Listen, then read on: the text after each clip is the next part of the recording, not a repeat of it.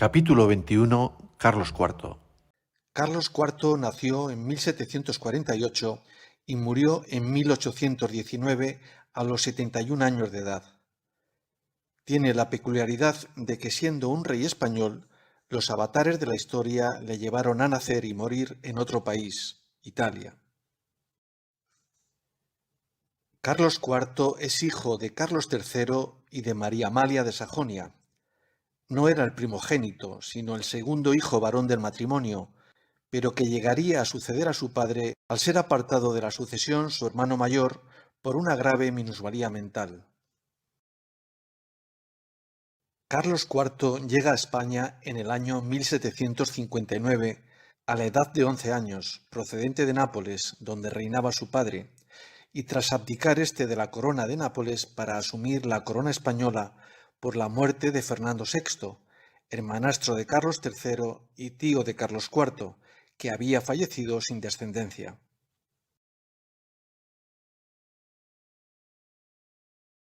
El perfil de Carlos IV es el de un hombre afable, de fuerte complexión física pero débil carácter, de mayor sensibilidad y dedicación hacia la cultura que a los asuntos de gobierno que delegaba en sus colaboradores. Llegó a tocar varios instrumentos musicales como el violín. Era amante de la caza, como su padre, pero sin el rigor de éste, manipulable. Y como corolario de todo ello, marido engañado por su esposa María Luisa de Parma, con distintos amantes, entre los que destacar a su valido Manuel Godoy. Carlos IV y su esposa María Luisa de Parma tuvieron 14 hijos de las 24 veces que María Luisa estuvo embarazada, pero solo 7 llegaron a la edad adulta, entre ellos Fernando, el futuro rey Fernando VII. Este alto porcentaje de defunciones entre los hijos menores puede explicarse en buena parte a que Carlos y María Luisa eran primos carnales, y sin duda los problemas de consanguinidad que estas uniones entre familiares directos conllevaba incidía en ello, pues las posibilidades de contraer enfermedades hereditarias entre los recién nacidos se multiplicaban por 2. María Luisa de Parma, mujer de Carlos IV, tuvo fama de promiscua fuera de su matrimonio, llegando a manifestar a su confesor: «Ninguno de mis hijos lo es de Carlos IV. La dinastía Borbón se ha extinguido en España». El reinado de Carlos IV viene marcado por la siguiente encrucijada: su débil carácter como gobernante, un hijo conspirador, el futuro Fernando VII, un colaborador ambicioso, su valido Manuel Godoy, y un socio externo desleal, Napoleón Bonaparte. Y gravitando sobre todo ello, un cambio radical en el panorama político en Europa, con el estallido de la Revolución Francesa en el año 1789. Al inicio de su reinado, Carlos IV pretendió proseguir con las reformas ilustradas que su padre Carlos III había llevado a cabo en el periodo anterior, pero el estallido de la Revolución Francesa poco después de acceder al trono y la onda expansiva que eso supuso en los países y monarquías del entorno hizo que se frenara dicho proceso reformista, sustituido por el conservadurismo con una fuerte dosis de represión política. Elementos que, junto a su debilidad de carácter, le llevó a delegar la práctica totalidad de la acción de gobierno en su valido Manuel Godoy. Efectivamente, el peso de la acción política recaía en el primer ministro y valido del rey Manuel Godoy. Manuel Godoy tuvo una carrera rápida y exitosa. Así, desde su puesto de guardia real, ascendió rápidamente en la corte gracias a la amistad y confianza que le otorgaron los reyes. En pocos años pasó de ser un hidalgo, es decir, de linaje inferior a la nobleza, a convertirse en duque, luego capitán general y finalmente en el primer ministro de Carlos IV, o lo que es lo mismo, en su valido, hombre de confianza del rey que asesora y apoya a éste en la toma de decisiones de Estado. Godoy llegó a aglutinar un enorme poder. siendo realmente quien llevaba las riendas del gobierno, dada la fragilidad de carácter del rey. El estallido de la Revolución Francesa en 1789, un año después de asumir el trono Carlos IV, cambió el rumbo de la política española, llevando el nerviosismo a las monarquías europeas bajo el temor de que los efectos de la revolución se extendiesen fuera de sus fronteras y pusiese en riesgo los regímenes absolutistas de la época.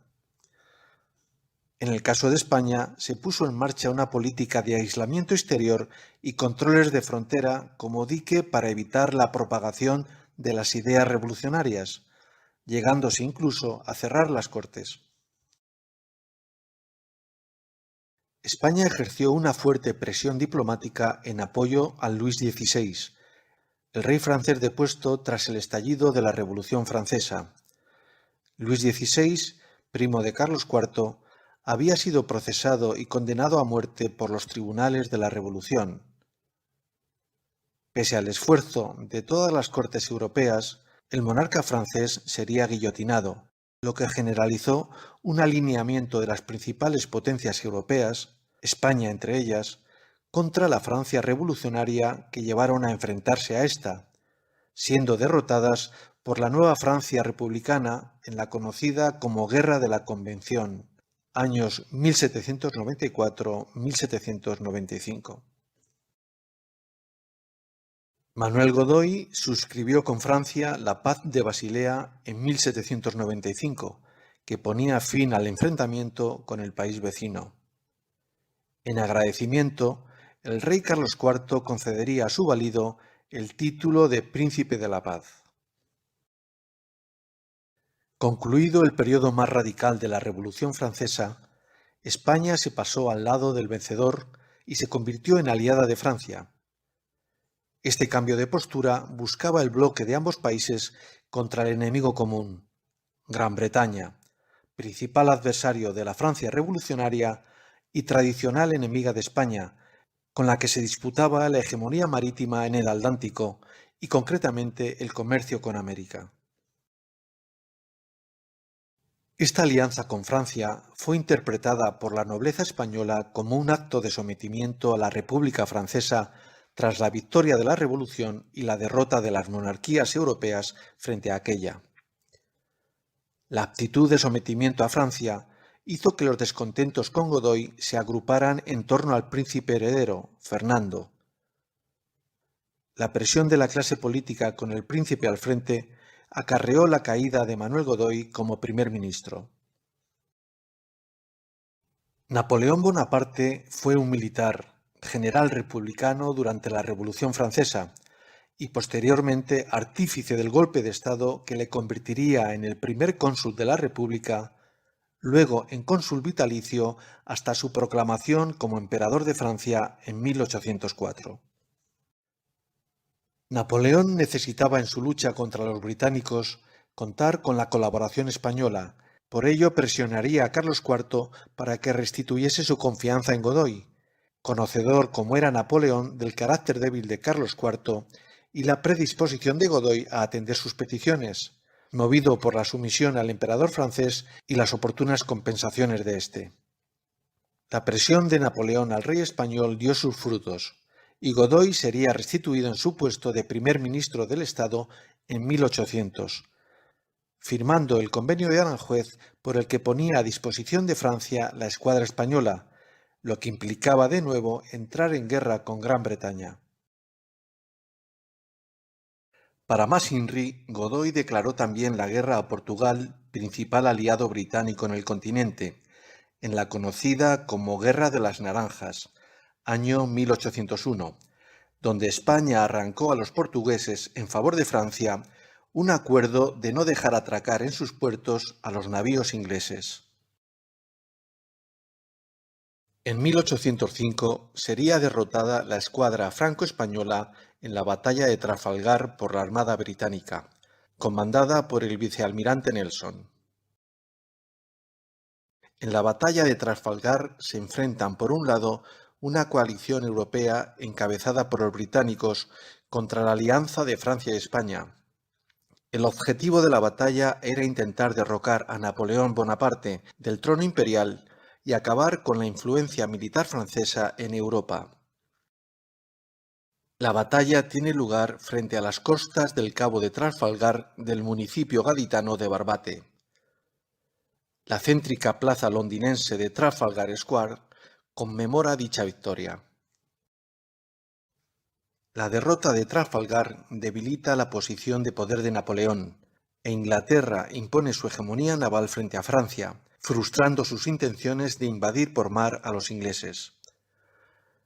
Napoleón recurrió entonces al bloqueo continental, medida a la que arrastró de nuevo a España. Con el bloqueo continental se trataba de impedir la comercialización de productos británicos en Europa. A la par, Francia y España firmaban el Tratado de Fontainebleau en 1807, por el que España permitía el paso del ejército francés camino de Portugal a fin de invadirla. El acicate de Napoleón a Godoy para conseguir este acuerdo era que una vez invadida por los franceses, Portugal se dividiría en tres partes, quedando la del sur para Godoy como príncipe de los Algarbes. Tras el acuerdo, Godoy empieza a sospechar que Napoleón no solo pretende el paso de sus tropas hacia la ocupación de Portugal, pues los franceses se están extendiendo y ocupando estratégicamente también el territorio español.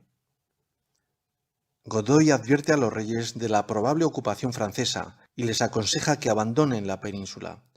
Pero se produjo entonces el motín de Aranjuez en marzo de 1808, levantamiento popular de la nobleza encabezado por el propio hijo de Carlos IV, el futuro Fernando VII, dirigido contra Godoy y los reyes por su política de entreguismo a Francia, aprovechando la presencia de estos en el palacio de Aranjuez. Godoy fue hecho preso por los amotinados, y Carlos IV, enfermo y desanimado, abdicó en favor de su hijo Fernando.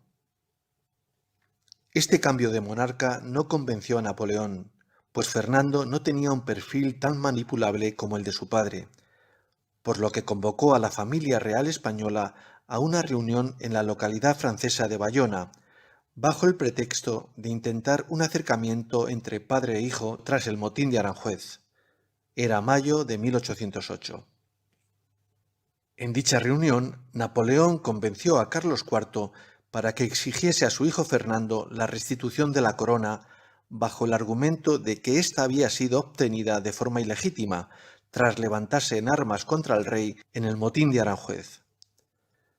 Fernando se negó en un primer momento, pero ante la insistencia de sus padres y la fuerte presión del emperador francés, acabaría doblegándose y renunciando a la corona en favor de su padre, sin conocer que Carlos IV, a cambio de promesas de protección y compensación económica de Napoleón, había cedido previamente a éste los derechos de la corona española, derechos de los que se sirvió Napoleón para nombrar a su hermano José Bonaparte nuevo rey de España. Todo este proceso se conoce como las abdicaciones de Bayona.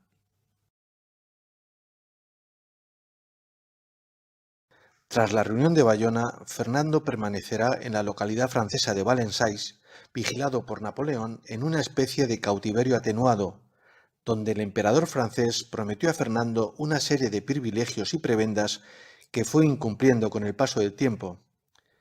Este hecho no cambiaría la actitud de servilismo de Fernando hacia Napoleón, al que pretendió unir su suerte. Esta fue la actitud de Fernando hasta el fin de la Guerra de la Independencia Española en 1814, con la derrota de las tropas francesas, que posibilitaría la vuelta de Fernando a España. Por su parte, Carlos IV y su esposa ya no regresarían a España. Se quedan a residir en Francia, cerca de París, bajo la protección que les brinda Napoleón y las promesas de ciertas compensaciones económicas que finalmente serían incumplidas también por el emperador francés, que transcurridos unos meses ordenó que Carlos y su esposa se estableciesen definitivamente en Roma, donde, cargados de deudas, permanecerán casi 4 años viviendo de la pensión que les envía su hijo Fernando, quien, ya repuesto en el trono, negó a sus padres el regreso a España. En cuanto a José Bonaparte, conocido popularmente como Pepe Botella por su presunto alcoholismo, apenas reinó 5 años en España, pues fue nombrado de forma precipitada por su hermano Napoleón ante el levantamiento del 2 de mayo de 1808 en Madrid contra la invasión de las tropas francesas y la crueldad desplegada por éstas contra la población.